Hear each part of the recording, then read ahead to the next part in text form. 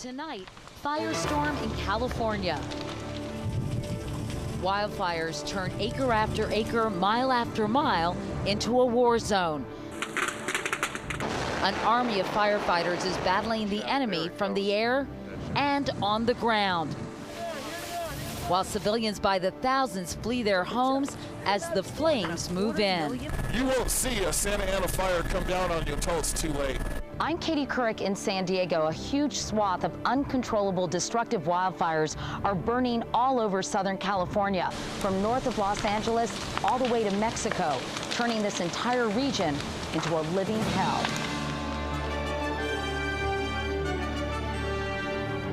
This is the CBS Evening News with Couric reporting tonight from Southern California. Good evening, everyone. This is Qualcomm Stadium, home of the San Diego Chargers. But tonight, it's home to more than 10,000 people who have fled the wildfires burning out of control in a wide area of Southern California. The biggest evacuation since Hurricanes Katrina and Rita. In San Diego County alone, 346,000 homes have been ordered evacuated. The flames have already burned more than 350,000 acres of land throughout the region. At least 2 deaths are reported. Hospitals treated more than 40 people for injuries. President Bush has declared 7 counties federal disaster areas. More than a dozen fires are now burning out of control. And we have a team of correspondents deployed throughout the fire zone. Bill Whitaker in Lake Arrowhead, which looks like a smoky ghost town. John Blackstone's covering the massive evacuations. Dean Reynolds is with firefighters on the front lines. And the early show's Dave Price will tell us when those vicious Santa Ana winds might finally die down. Earlier today, I flew over the devastation with some of the crews fighting these massive fires. It's a fight to the death. You need to get out now! With what firefighters call the beast. And right now, the beast is winning. Southern California is burning. How contained are the fires now? I think that the best containment we have on one of the fires is only 10%. And then some have zero containment. Exactly. Smaller fires are merging to form giant infernos, creating pillars of smoke that can be seen from space. Since Sunday, these Southern California wildfires have burned nearly 400 square miles, an area larger than New York City. And officials now fear by the time this is over, more than 2,000 homes will have been destroyed. So far, more than 500,000 people have been asked to evacuate. I'll meet you at the church. I love you. Thank you. With nearly 10,000 taking shelter at San Diego's Qualcomm Stadium, fire official Rob Lewin showed us what awaits some when they return. How many homes were destroyed right here last night? There were 50 homes we estimate at this time that were destroyed in this community right here. Triple-digit heat is pushing the 6,000 firefighters here to their limits. A lot of wind, spotting everywhere. Some of these men and women have been at it now for 36 hours straight, as modified airliners skim the hilltops to drop mile-long lines of flame-retardant chemicals. When they drop the retardant or they drop water, it's literally turning to mist. Because the winds are so strong, it just dissipates? Exactly. The 70-mile-per-hour Santa Ana winds make it nearly impossible to predict where the fire will go next. Just as crews prepare to make a stand, they get outflanked by embers that hop the lines and explode into new fires. You won't see a Santa Ana fire come down on you until it's too late. The winds fanning the wildfires are expected to subside tomorrow, but by then, many more Californians will be homeless. We have to just pray that the wind goes away, because as soon as we get rid of the wind, then the firefighters can really put an end to the fires all over the place. But as one firefighter told me earlier today, even when those Santa Ana winds die down, they are not out of the woods. Coastal winds could fan the flames in the opposite direction and create yet another nightmare. Meanwhile, in Lake Arrowhead, homes that appeared to be safe suddenly burned to the ground when the winds shifted. Bill Whitaker is there. Bill, do they have a handle on the damage yet? Well, Katie, it would be bad enough if just one house or just one neighborhood looked like this. But sadly, today, throughout these mountains, you can find this kind of devastation everywhere. Firefighters were no match for the wind-driven inferno that tore through the mountain resort communities just east of Los Angeles. Within hours overnight, hundreds of houses burned to the ground, forcing thousands of residents to flee. That's all we had time for. It came faster than we thought. Morning offered no relief. Gusts of up to 50 miles per hour kept the fire moving, requiring a two-pronged attack. From the air, a massive drop, and from the ground, where the firefighters struggled to clear the bone-dry fuel from the path of the fire. The biggest concern is the fire further to the east and north that can hook around and make a good run towards us. It is hot in here, and this is what makes fighting this fire so tough. Take a look at this terrain. It is so steep and so dry that all it takes is one gust of wind to send these flames shooting straight up the mountain. The fire now extends over thousands of acres, the scope of the damage most visible from the air. House after house reduced to rubble. From the ground, like something out of Dante's Inferno. I have to say that this is really one of the biggest fires that I've ever seen, and very intense fires. Those ferocious Santa Ana winds drove west, whipping up monster flames in the Santa Clarita Valley. Residents there fought all night to save their homes. Call 911. I've done it 20 times. Call 911 all night long. Hey, call. The fire claimed dozens of homes. One person was killed. Firefighters are just now beginning to get the upper hand, but that's little comfort for residents who've lost everything. It was my home for 40 years, and now it's gone. Now, when this fire broke out, firefighters dropped what they were doing at other fires and raced here. But they're unlikely to get much relief anytime soon because the weather conditions are supposed to stay the same at least through tomorrow morning. Katie? Bill Whitaker in Lake Arrowhead. The Pentagon said today it's sending troops and firefighting equipment to Southern California, and more than 500 Marines at nearby Camp Pendleton have been put on standby for possible firefighting duty. In Modjeska, the firefighters already on the ground tell our John Blackstone they are no match for the Infernos and simply don't have the proper resources. Fire crews already stretched to the limit here have had to choose where to fight and when to retreat. In Orange County this afternoon, strong winds pushed one blaze into a canyon where firefighters could not make a stand. As the wind picks up in this steep canyon, it becomes too dangerous to try to fight the fire. They've tried to save homes here, but now firefighters have been ordered to pull out, let the fire do what it will. But as more houses burned, Orange County's fire chief angrily declared it didn't have to happen. It is an absolute fact. Had we had more air resources, we would have been able to control this fire.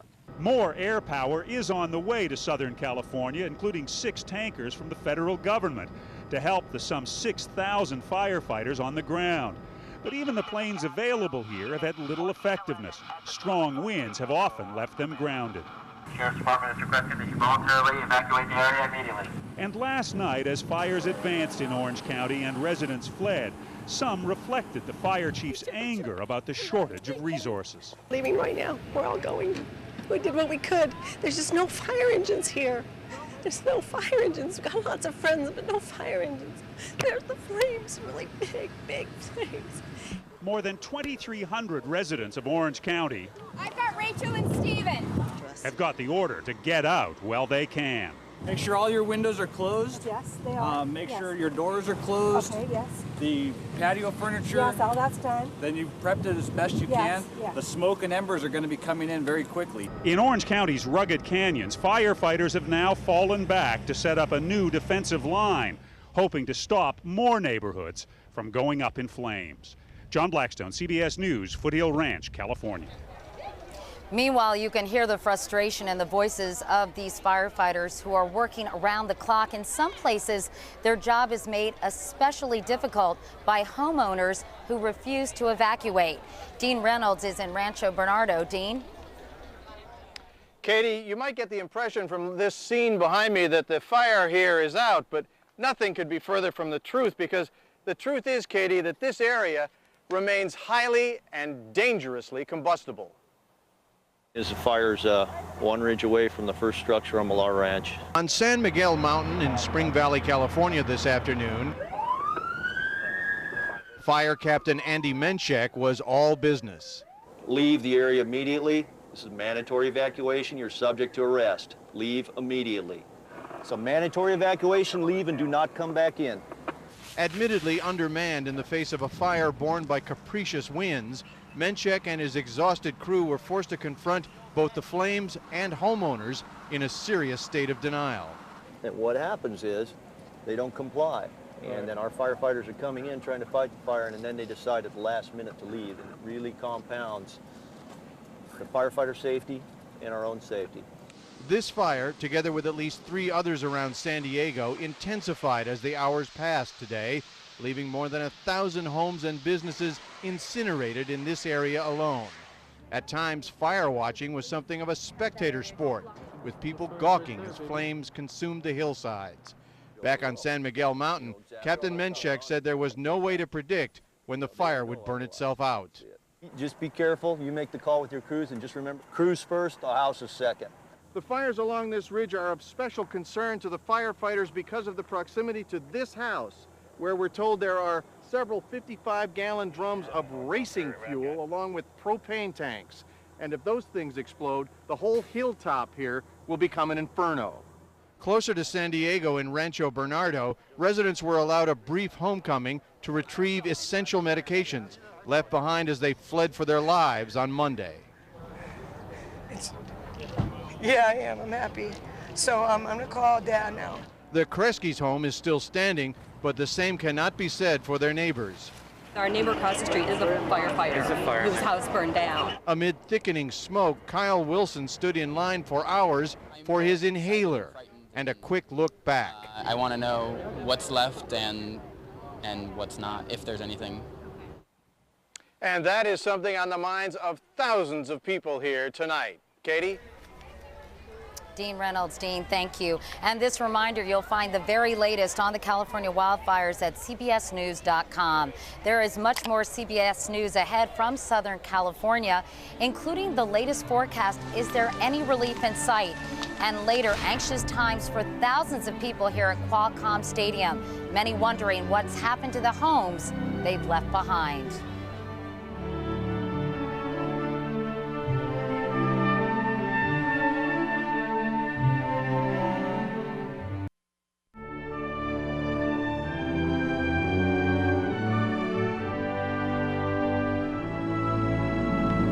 Back now from San Diego, where 4 major fires are still burning. 1 out of 3 homes in this county has been ordered evacuated. Firefighters have been on the job nonstop since Sunday, and so have the local news reporters here. Phil Blauer is with our San Diego affiliate, KFMB. He's on the front lines in Escondido. Phil, you've seen some pretty frightening things, haven't you?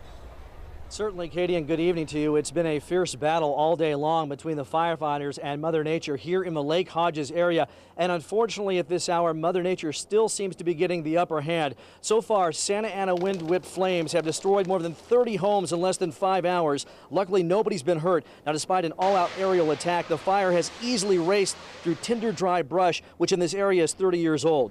We can also tell you that we saw one man today incredibly waging his own war against 100-foot-high flames surrounding his property. For several hours, he used a hose to keep the fire at bay, even though propane tanks were exploding all around him. Eventually, firefighters moved in and threatened to arrest him if he didn't go away. He told them he wanted to die rather than lose his house. Katie, take a listen to this. I told you to get out. You need to get out now. We got hoses up here. Put it out. Put the fire out. That man finally left. Firefighters did save his house. Luckily, they prevailed against Mother Nature. Katie, unfortunately, the news is not so good for many of his neighbors. They lost everything this afternoon. Phil Blauer. Phil, thank you so much. You understand why emotions are running so high here. Meanwhile, the temperature in Southern California this late October day got up into the 90s in some places. Humidity as low as single digits, dry enough to suck the moisture out of plants, and gusty winds as well. All the ingredients for a fire disaster. Dave Price is the early show's weather anchor. Dave, bring us up to speed on the intensity of these fires. Well, you know what? We can show you visually. It's worth showing the satellite imagery that you had at the top of the show once again. It's obvious how strong this firestorm is, because if you look, you can see what look like clouds over Southern California pushing out into the ocean. That's actually smoke, and the smoke is so dense it really appears as rain on radar. That's how big, that's how strong this is. And tell us all the factors that are feeding into these fires, Dave. Well, you got a couple of basic ingredients, and that's hot air and dry conditions. But add in this fact, go back to the winter and spring of 2005, the second wettest winter on record here in California. Lots of things in bloom, even in Death Valley. Well, 2 years later, that is all dried, and that's kindling, and that's what makes this so intense and so dangerous. And I guess these Santa Ana winds just really do make this brush so flammable, right? Because it does really suck the moisture out. It just makes it kindling all over the place. It does. Now, the good news is the system is moving to the south and the east, and that's going to lessen the winds. And as a general rule, that means that's good news for the firefighters. But as the winds begin to shift, even as they come back over the ocean once again, there's the danger that that could push that fire in different directions. But there is relief in sight. As we head into Friday and the weekend, we're going to see humidity go up, temperatures go down, and the winds come in off the ocean. That combination hopefully will provide some relief, but it's hard for people right now to imagine waiting until the weekend. I was going to say, it's not going to be until Friday. Some slight improvement tomorrow afternoon as the system moves into Colorado, but the big improvement is going to come over the weekend when we see a return to that marine direction coming in off the ocean and cooling things down. All right, Dave Price. Dave, thank you so much. You bet. And we'll be back in a moment with a look at some of the other news of the day.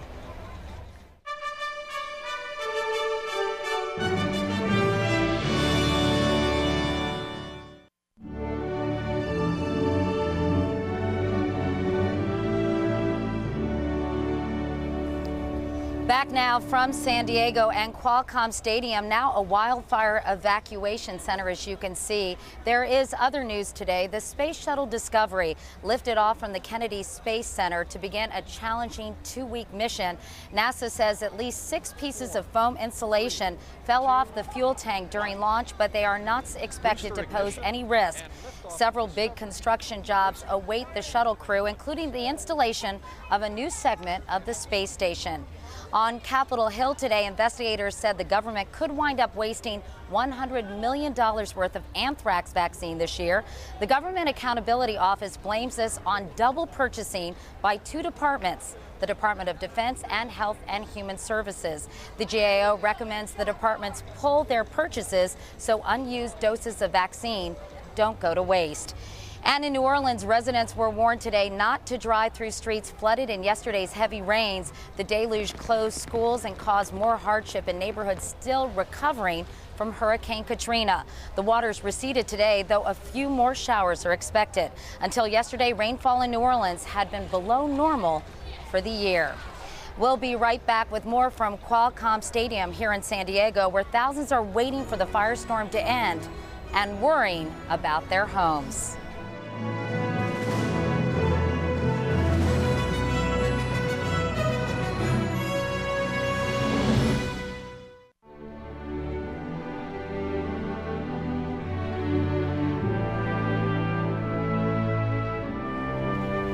The White House says President Bush will tour the fire zone here in Southern California on Thursday. By the way, the regular tenants of this stadium, the San Diego Chargers, were also displaced by the fires. They're now training in Arizona. Instead, Qualcomm Stadium is now home to as many as 15,000 evacuees. One woman I spoke to described it as Woodstock without the drugs. Obviously, there are major concerns, but people here are making the best of it. From afar, it looks like a massive tailgate party. You want some ham on this one also? Sure thing. And inside, the mood is much the same. This is sort of a little playground. Yeah, we're gonna have music and coloring and jump ropes and puzzles. Tons of donated food, even ice cream bars handed out by an army of volunteers. The people here have been phenomenal. Barbara Anderson, her 2 sons, 2 cats, and Maggie the dog have been camping in the Qualcomm parking lot, a situation made bearable by the generosity of others. They'd come by about every 15 minutes. Do you need water? Do you need blankets? Do you need ice? Do you need food? What can we get you? You know, it's not as bad as the people that went through Katrina, though, you know, and that's what goes through my mind. During Katrina, New Orleans' attempt to shelter people in a sports stadium went terribly wrong. The Superdome turned into a small city of violence, filth, and chaos. But even with an estimated 10,000 people sleeping in Qualcomm, the stadium is getting high marks. We have too much food. Every time we turn around, somebody's offering us water or food. Even the Chargers practice field has been turned into a makeshift pasture for large pets, a godsend for Joanne Gilbert and her 3 goats, 6 dogs, 2 snakes, and a rabbit. Yes, it makes it much easier. Yeah, I don't know. I couldn't leave my animals behind. But the kindness of strangers only goes so far. And for the D'Souza family, this is still a very tough time. Just the unknown. That's the hardest. Waiting and wondering if the smoke that colors the sunset might be their house on fire. And that is the CBS Evening News for tonight. I'm Katie Couric in San Diego. Thank you for watching. I'll see you tomorrow from Southern California. Good night.